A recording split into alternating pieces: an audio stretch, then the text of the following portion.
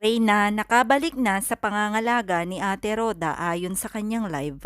Ayon pa sa kanya, marami itong sugat, pumayat, at naririnig nga natin na talaga namang mabigat ang kanyang ubo.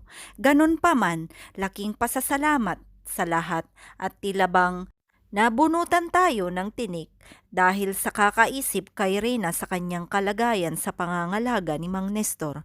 Dahil sa napakagandang balita, napakaraming umiyak, napakaraming napalundag at napakarami talagang nagpasalamat dahil sa revelasyon na nanay na mismo ni Reyna ang naghatid kay Ate Roda upang sa ganon ay tuluyan na ito sanang gumaling.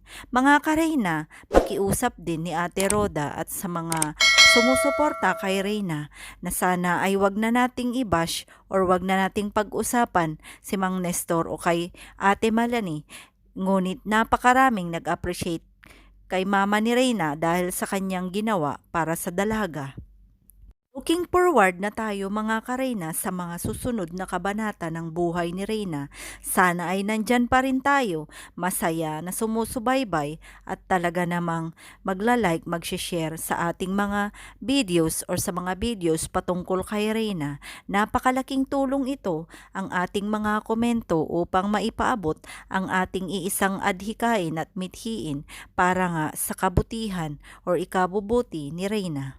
Ayon pa kay Ate Roda ay tahimik nga na bumalik si Reyna, hindi na siya yung dating energetic na maraming kwento. Ngunit ayon sa kanya ay mga ilang araw daw ay manunumbalik din daw ang kanyang energy at sana nga ay matanggal muli or maiwasan ang kanyang pagkakramp pag nagtitrigger ang dalaga at alam naman ni Ate Roda ang kanyang ginagawa na upang maiwasan ang pagsusugat at syempre ang pag-aalaga ng isang ina ay maaaruga na ulit si Reyna.